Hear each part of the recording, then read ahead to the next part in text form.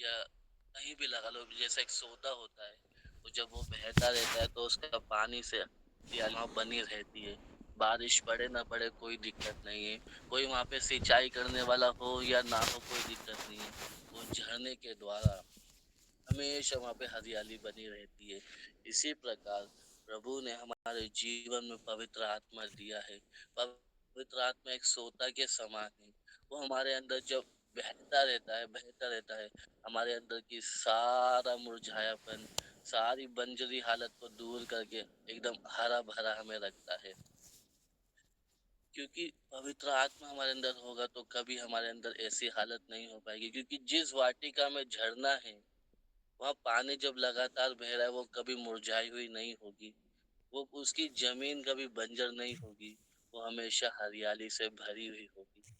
आज हम अपने आप को देखें, पवित्र आत्मा हमें मिला है, क्योंकि ऐसा हम नहीं बोल सकते कि हमारे पास पवित्र आत्मा नहीं है, क्योंकि हम वचन में पढ़ते हैं कि बिना पवित्र आत्मा के द्वारा कोई भी व्यक्ति परमेश्वर को यीशु मसीह करके स्वीकार नहीं कर सकता। इसलिए हम हर एक के पास पवित्र आत्मा है।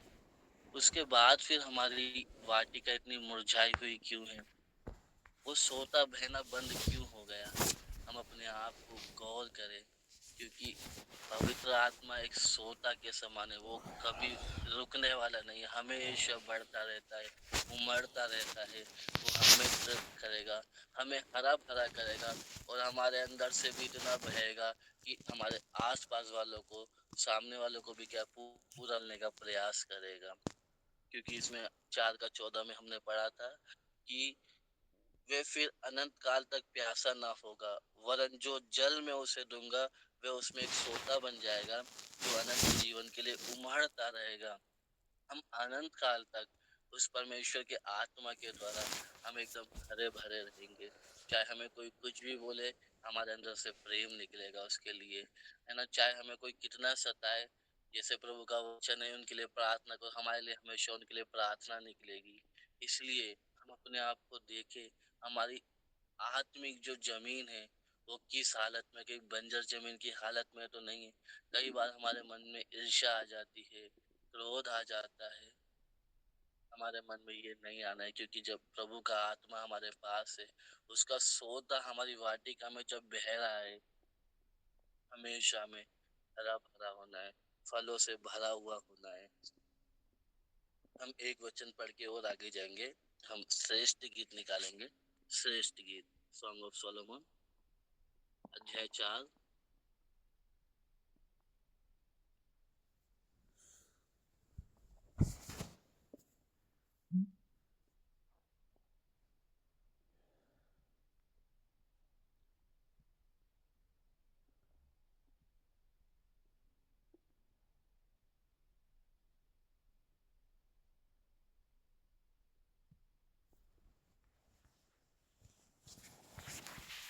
4 का हम 12 से देखते हैं। श्रेष्ठ गीत अध्याय 4 उसका 12 से जब हम पढ़ते हैं, यहाँ पे कहते हैं, मेरी बहन, मेरी दुल्हन किवाड़ लगाए हुई बारी के समान, किवाड़ बंद किया हुआ सोता और छाप लगाया हुआ झरना है।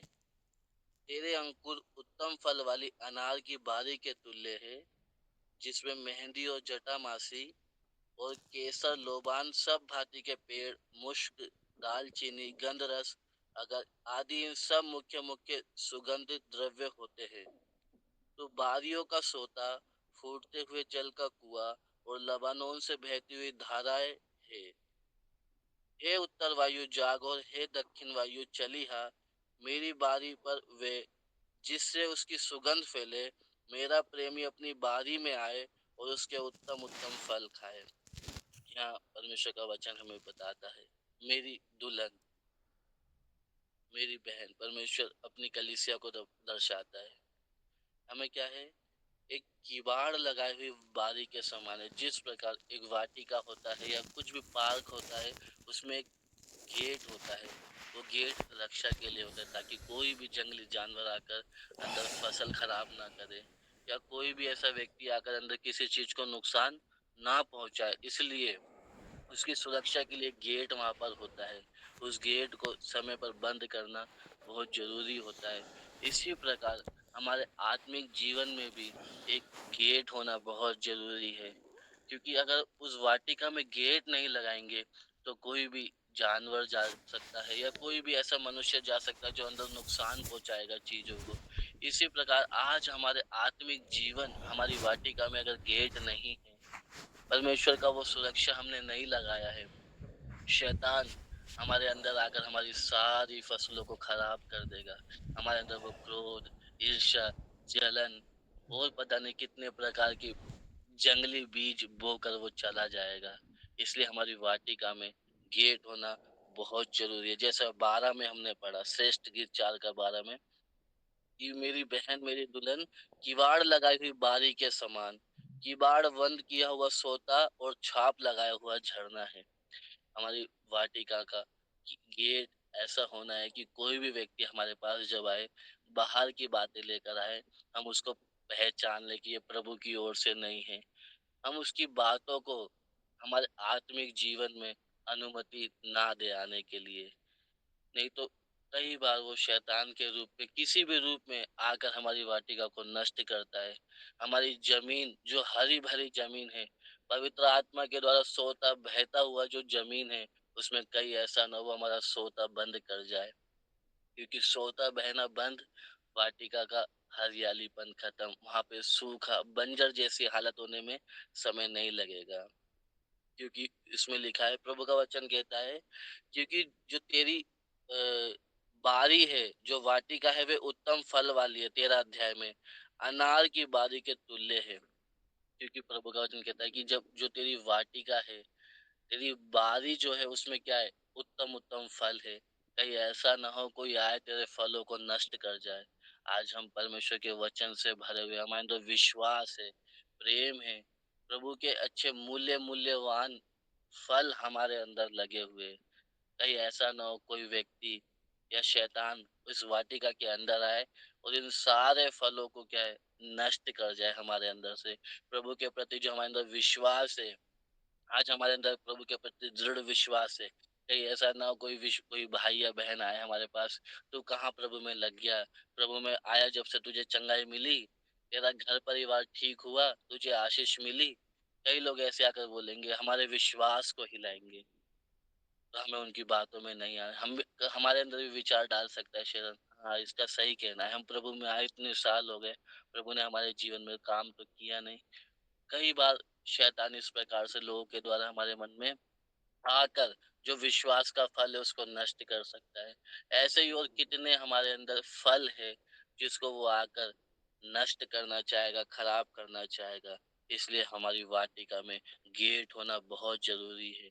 उद्धार के द्वारा हम परमेश्वर से प्रार्थना करें कि प्रभु मेरी वाटिका में मुझे हमेशा सुरक्षा के लिए प्रभु आप तैयार रहे। मदद करें ताकि मैं पहचान सकूँ प्रभु कि कौन-सा व्यक्ति मुझसे बात करके किस प्रकार से मेरे अंदर आ रहा है। हम प्रभु से इस बात के लिए हम प्रार्थना, 13 अध्याय में हमने पढ़ा, उत्तम तेरे अंकुर उत्तम फल वाली अनार की बारी के तुल्य है। अनार को हम देखते हैं, जो अनार होता है उसमें 5 कलियाँ, जो वो प्रेम का प्रतीक दर्शाता है। अनार जो है वो प्रेम का प्रतीक दर्शाता है। हमारा आत्मा का पहला फल है प्रेम। उसमें 5 कलियाँ जो आती है ऊपर से, वे परमेश्वर के अनुग्रह को दर्शाती है। अनार एकदम सूखी जगह में फलता है, लेकिन जब उसको अंदर देखते हैं, उसके अंदर क्या है, इतने सारे दाने निकलते हैं, बहुत सारे, वो दिखाते हैं प्रेम को। कई बार तो अनार छीलते समय, काटते समय लाल वो उसका रस निकल जाता है, वो खून की तरह। हमारा प्रभु यीशु मसीह ने प्रेम के द्वारा अपना क्या है, आखिरी बूंद तक क्रूस पर अपना लहू भी दे दिया। अनार हमें क्या दर्शाता है, उसकी जो 5 कलियाँ जो ऊपर होती है, वो परमेश्वर के अनुग्रह को दर्शाती है। आज हमारे पास भी कुछ नहीं है, सूखी जगह थी, जैसे अनार सूखी जगह में फला, इसी प्रकार सूखी जगह में प्रभु ने क्या है, हमें फलवंत किया। परमेश्वर ने अपनी आत्मा के द्वारा, अनुग्रह के द्वारा आज हमारे अंदर प्रेम डाला। हम कभी किसी से प्यार नहीं कर सकते थे। हम चाहे कोई हमारे साथ कितना प्यार करे, हम उसके साथ भी प्यार नहीं कर सकते थे। लेकिन आज प्रभु के आत्मा के द्वारा प्रभु ने हमें ऐसा बनाया कि हम अपने दुश्मनों से भी प्यार करते हैं। हम उनके लिए आँसू बहाते हैं। ये प्रभु का है। इसलिए हम प्रभु का धन्यवाद करें। हम एक वचन और पढ़ेंगे, इसके साथ साथ हम प्रभु यीशु मसीह के बारे में भी पढ़ेंगे। यशाया 53 का 2, आइजाया चैप्टर 53 वर्स 2, यशाया 53 का 2।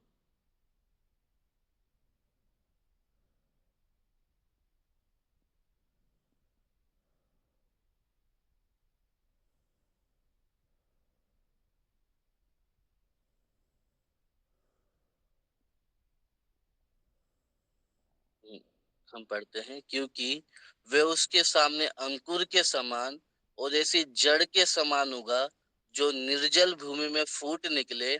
उसकी ना तो कुछ सुंदरता थी कि हम उसको देखते, और ना उसका रूप ही हमें ऐसा दिखाई पड़ा कि हम उसको चाहते। हमारा प्रभु यीशु मसीह वो अंकुर के समान, वो ऐसी जड़ के समान होगा जो निर्जल भूमि में फूट निकले। जहाँ हम पढ़ते हैं नासरत के बारे में, हमने जब पढ़ा है, एक व्यक्ति जब वो वहाँ प्रभु यीशु मसीह नतनएल के पास आया था, तो वो कहता है, क्या नासरत से कोई अच्छी वस्तु निकल सकती है? कहने का मतलब, इतनी बेकार जगह में, इतनी बिगड़ी हुई हालत में हमारा प्रभु यीशु मसीह वहां पर होगा। उसने एकदम सिद्ध बनकर, पापी लोगों के साथ रहकर, पापी संसार में रहकर एकदम निर्दोष जीवन बिताया। उसके अंदर कोई भी ऐसा कलंक, कोई झुर्री नहीं थी। बिल्कुल सिद्धताई का जीवन बिताया उसने हमारे लिए। क्योंकि वो क्या है, निर्जल भूमि में होगा, वहां ऐसी कोई जगह नहीं थी जहाँ उसको पानी मिले, जहाँ उसको कुछ मिले ताकि वो उसको मदद मिले। वो बिना मदद के, परमेश्वर की आत्मा के द्वारा वो बढ़ता गया। वो ऐसा होगा, और उसकी ना तो कुछ सुन, मतलब परमेश्वर जो यीशु मसीह है, उसके अंदर ऐसा कुछ भी नहीं था कि हम उसको देखते। इतना अंदर, बाहरी रूप से कुछ भी नहीं था उसके अंदर, लेकिन अंदर से प्रेम से भरा हुआ, दया से भरा हुआ, अनुग्रह से भरा हुआ। आज मेरे प्रिय भाई बहनों, हम बाहर से चाहे कैसे भी हो, लोग हमें नहीं जानते, हमें मिलना नहीं पसंद करते, बात करना नहीं पसंद करते, लेकिन अंदर से हम प्रभु यीशु मसीह की तरह, आज प्रभु ने हमें जहां भी रखा है, हम निर्जल भूमि में हैं। आसपास हमारे सब सूखा है, बंजरपन है, लेकिन जब प्रभु ने अपनी आत्मा के द्वारा हमारे अंदर एक सोता जो लगाया है, वो हर दिन उमड़ना चाहिए। उसके द्वारा हम हमेशा हरे भरे होने चाहिए। हमारे फल एकदम रस वाले और ताजे होने चाहिए, कि कभी भी प्रभु हमारी बारी में आए। जैसे श्रेष्ठ गीत में हमने पढ़ा था, ये बारी हमारे प्रभु के लिए है। वो कभी भी इस बारी में आए, वो अपने उत्तम उत्तम फल को खाने पाए।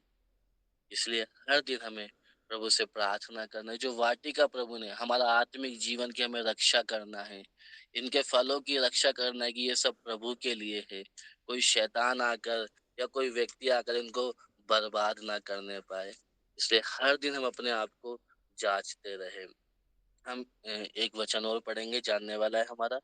हम पहला कुरिन्थी 13 का 4 जब हम पढ़ते हैं, पहला कुरिन्थियों 13 उसका चौथी आयत, इसमें लिखा है, प्रेम धीरजवंत है और कृपालु है।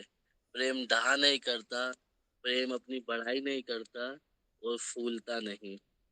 प्रेम धीरजवंत है। यदि हम प्यार करेंगे किसी व्यक्ति से, धीरजवंत का जब हम इंग्लिश में पढ़ते हैं, उसमें लिखा है लॉन्ग सफरिंग, एक लंबे समय तक इंतजार करना। जैसे हम अपने बच्चे से प्यार करते हैं, छोटा बच्चा होता है हमारा, जब वो गलती करता है तो हम क्या है, उसको इतनी जल्दी हम उसको सजा नहीं देते, मारते नहीं है। हम इंतजार करते हैं, क्योंकि हम प्यार करते हैं उससे। हम उसको सुधरने के लिए मौका देते हैं। या हमारी कलीसिया में कोई विश्वासी हो, वो प्रभु में नहीं, सही नहीं चलने के कारण, हम उनको कई बार, हम भी क्या है, उनको प्रेम से सहते रहते हैं, कि आज नहीं, कुछ दिनों बाद सुधर जाएगा, प्रभु इस पर दया करेगा। हम उनके साथ सख्ताई से पेश नहीं आते, क्योंकि हमारे अंदर उनके प्रति प्रेम है। क्योंकि इसीलिए प्रेम यदि हमारे अंदर होगा, तो हमारी सबसे बड़ी पहचान ये है कि हमारे अंदर क्या, धीरज होगा। हम उसकी गलतियों को माफ करेंगे, उसको हम सहेंगे। ये प्रेम की खूबी है। वो कृपालु है, उस पे कृपा करेंगे। प्रेम डहा नहीं करता, हमारे अंदर कभी भी डहा, ईर्ष्या, या क्रोध उसके प्रति हमारे अंदर कभी नहीं आएगा। हम कभी अपनी बड़ाई भी नहीं करेंगे। ये हमारे बारी में लगे हुए उत्तम उत्तम फल है जो हमारे प्रभु के लिए है। इसलिए हम अपने आप को परखें इन दिनों में कि क्या हमारी जो वाटिका है उसमें क्या हमने गेट लगाया है या नहीं लगाया। हाँ, उसके अंदर जो फल है वो प्रभु के लिए एकदम हरे भरे और ताजे है या नहीं है। कहीं ऐसा तो नहीं दुष्ट आकर सब कुछ नष्ट कर रहा है। उसको हम अच्छी तरह देखें, क्योंकि अगर मसीह का प्रेम हमारे अंदर होगा ये सब हमारे लिए आसान है। हम इसके साथ साथ एक वचन और पढ़ेंगे, इफिसियो 3 का 17 से 19 तक हम पढ़ेंगे। हम ज्यादा नहीं, थोड़ा यहाँ पर हम समाप्त करेंगे। इफिसियो 3 का 17 से 19 तक।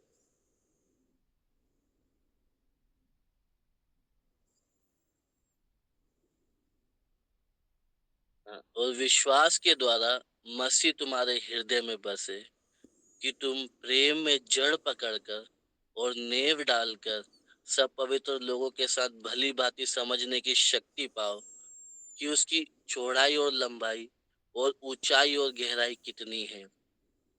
जिस प्रकार 17 में हमने पढ़ा, विश्वास के द्वारा मसीह हमारे हृदय में बसे। हमने प्रभु पर विश्वास किया, उस विश्वास के द्वारा मसीह यीशु हमारे हृदय में आया है। इसलिए हमें क्या करना है, हमें प्रेम में जड़ पकड़ना है और उसमें नेव डालना है। कई बार मसीह तो हमारे जीवनों में आ गया लेकिन हमने प्रेम में जड़ नहीं पकड़ा। हमें उसमें जड़ पकड़ना है ताकि सामने वाला चाहे कुछ भी हमें बोले, हमारे अंदर से हमेशा प्रेम निकलना है। यदि हमने जड़ नहीं पकड़ा तो कुछ समय के लिए हम प्रेम दिखाएंगे, वापस क्या है, हम अपने असली रूप में आएंगे। वो गुस्सा करेगा हम भी गुस्सा करेंगे, वो मारेगा हम भी मारेंगे, वो कुछ गलत बोलेगा हम भी गलत बोलेंगे। लेकिन यदि हमने जड़ पकड़ा है प्रेम में तो हमारे अंदर से ऐसा कभी नहीं होगा। हमेशा उसके लिए भलाई निकलेगी, हमेशा उसके लिए प्यार निकलेगा, हमेशा उसके लिए क्या निकलेगा, आशीषें ही हमारे अंदर से निकलेगी। जिस प्रकार मसीह यीशु क्रूस पर थे, उन्होंने यही प्रार्थना किया, हे पिता इन्हें क्षमा कर, ये नहीं जानते क्या कर रहे। आज कितने प्रभु के दासों ने जिस प्रेम में जड़ पकड़ने के कारण अपना गर्दन कटवाने के लिए तैयार हो गए, यीशु का इनकार नहीं किया, अपनी जान देने के लिए तैयार हो गए, क्योंकि उन्होंने प्रेम में जड़ पकड़ा है और उन्होंने नींव डाली है। उनकी नींव क्या है, प्रेम पर है। आज हम भी प्रभु से यही समर्पण करके जाए, प्रभु चाहे कुछ भी हो, मुझे प्रेम में जड़ पकड़ने वाला बना। कि जब तू मेरे अंदर आया है, जब प्रभु हमारे अंदर आता है, वो व्यक्ति साधारण नहीं रहता, वो बिल्कुल बदल जाता है। प्रभु जब हमारे अंदर आया है, हमें प्रेम में जड़ पकड़ना है, हमें बलवंत होना है, हमारी वाटिका की हमें सुरक्षा करना है। इसके अंदर उत्तम उत्तम फल हमारे प्रभु के लिए हमें रखने हैं, कोई दुष्ट आकर इसको नष्ट ना करने पाए। आगे 18, सब पवित्र लोगों के साथ भली भांति समझने की शक्ति पाओ कि उसकी चौड़ाई और लंबाई और ऊंचाई और गहराई कितनी है। हम परमेश्वर को कभी नहीं समझ सकते, उसके प्यार को हम कभी नहीं समझ सकते, लेकिन यदि प्रेम हमारे अंदर होगा, उसमें जड़ पकड़ा होगा, उस प्रेम के द्वारा हम परमेश्वर को अच्छी तरह समझ सकते हैं। हम परमेश्वर को बहुत अच्छी तरह समझ सकते हैं कि यदि प्रेम हमारे अंदर है तो, क्योंकि हमारा प्रभु प्रेम का सागर है। आगे 19 में हमने पढ़ा है, और मसीह के उस प्रेम को जान सको जो ज्ञान से परे। आज हम कितना भी बाइबल नॉलेज ले ले, कितना भी वचन सीख ले, कितनी बड़ी बड़ी मीटिंग अटेंड कर ले, हम परमेश्वर के प्यार को, उसके ज्ञान को हम नहीं समझ सकते हैं। ये सब ज्ञान से परे है। मसीह के प्रेम को जानना ही सबसे उत्तम बात है। वचन हम सीखना है जरूरी है, लेकिन इन सब से बढ़कर ये हमें परमेश्वर के प्यार को जानना है। आज मसीह का प्यार को जानने के कारण ही कितने लोग हैं प्रभु के लिए जान देने के लिए तैयार है। अपना सुख सुविधा सब कुछ छोड़कर वो जंगलों में परमेश्वर का वचन बताने के लिए तैयार है, दुख उठाने के लिए तैयार है, क्योंकि उन्होंने परमेश्वर के प्यार को क्या है, जाना है। ये ज्ञान से परे है, इसे ज्ञानवान कोई समझ नहीं सकता। जैसे पिछले दिनों में यूट्यूब पर वो वीडियो बहुत वायरल हो रही थी, एक वीडियो थी ना, एक टकला सा एक कोई आदमी था, वो चर्च में पास्टर को बोल रहा था कि विदाउट हस्बैंड वाइफ यीशु मसीह का जन्म कैसे हुआ, क्योंकि ये कोई नहीं समझ सकता, ये ज्ञान से परे है, ये बातें हर कोई स्वीकार नहीं करेगा। लेकिन जो प्रेम में जड़ पकड़ा है, विश्वास के द्वारा यीशु मसीह जिसके हृदय में आए हैं, वो आम इंसान नहीं है। वो क्या है, वो परमेश्वर को जान, उसके प्यार को जान गया है। परमेश्वर को क्या है, वो अच्छी तरह समझता है कि तुम परमेश्वर की सारी भरपूरी तक परिपूर्ण हो जाओ। यदि हमें परिपूर्ण होना है, हमें यही करना है, उसके प्रेम में जड़ पकड़ना है। अच्छी तरह मसीह का प्यार हमारे अंदर से बहना है, उसका सोता हमारे अंदर से बहना है। हमेशा हम हरे भरे रहने हैं, रस से भरे हुए रहने हैं, ताकि प्रभु जब भी आए, हमारी बारी में से उत्तम उत्तम फल खाने वाले पाए। एक आखिरी वचन पढ़ के समाप्त करेंगे, वो श्रेष्ठ गीत जो हमने पढ़ा था, श्रेष्ठ गीत,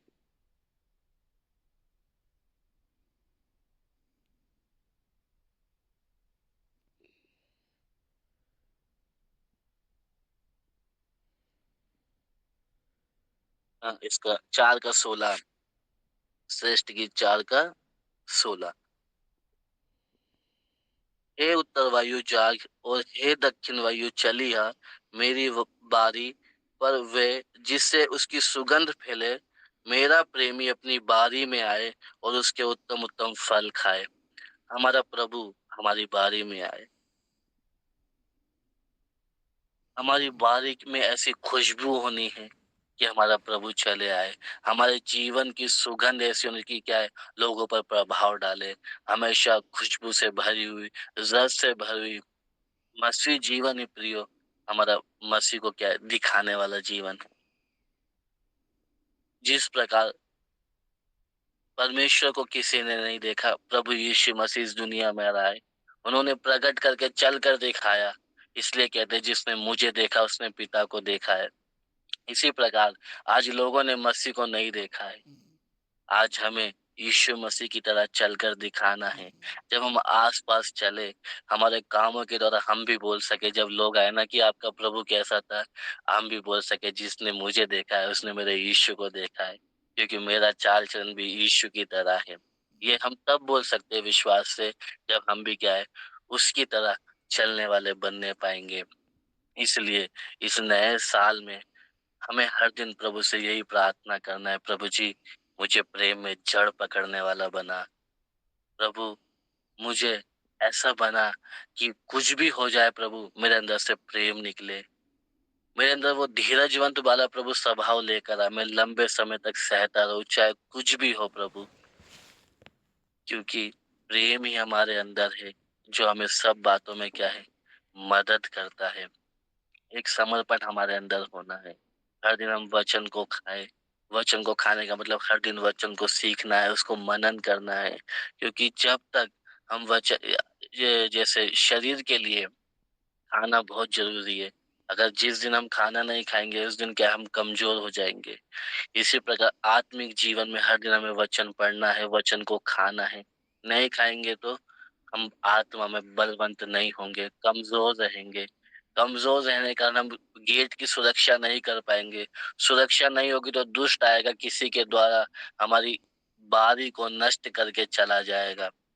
इसलिए हर दिन वचन खाकर हमें ताकतवर होकर क्या है, जागते हुए रहना है। इसलिए प्रभु क्या है, इन दिनों में हमारी सहायता करे, कहीं ऐसा ना हो कि दुष्ट आए और इस बारी को नष्ट करके चला जाए। एक समर्पण हो कि प्रभु हर दिन सहायता करे। जैसे एक दूध का गिलास है, गिलास में दूध है, हमने विश्वास किया है कि इस दूध पीने से क्या मुझे ताकत मिलेगी, तो वो विश्वास से काम नहीं चलेगा, उसके लिए दूध को पीना पड़ेगा, क्योंकि दूध जब अंदर जाएगा पेट के, तब वो हमें ऊर्जा देगा, ताकत देगा। इसी प्रकार हम विश्वास तो करते हैं कि प्रभु हमारा परमेश्वर है, वो हमें चलाएगा, बढ़ाएगा, वो परमेश्वर का वचन ताकतवर है, शक्तिशाली है। विश्वास करने से काम नहीं होगा, इसको खाना है। ये जब हमारे अंदर जाएगा, तब ये हमें ताकतवर बनाएगा। क्योंकि जब तक ये बाइबल में है, ये किताब के समान है, इसमें कोई असर नहीं है। जब ये हमारे हृदय में जाता है, तब ये शक्तिशाली बनता है, हमें ताकत देता है, चलने के लिए मदद करता है। इसलिए हर दिन वचन को सीखना है, वचन को खाना है, और उसके बाद हमें अगला समय पढ़ने की हमें क्या, प्रेम में जड़ पकड़ना है। चाहे कुछ भी हो जाए प्रभु, मेरी सांस बंद होने तक, आखिरी समय तक, या यदि आपके आगमन में देरी है तो मेरी मृत्यु तक प्रभु, मैं प्रेम में ऐसा जड़ पकड़ू कि चाहे कुछ भी हो जाए, मेरे अंदर से वो सोता प्रेम का बहता रहे। ये हमारे प्रिय भाई बहन, हमारे मसीह की सबसे बड़ी पहचान है, प्रेम में जड़ पकड़ना। इसलिए प्रभु इन वचनों के द्वारा हमें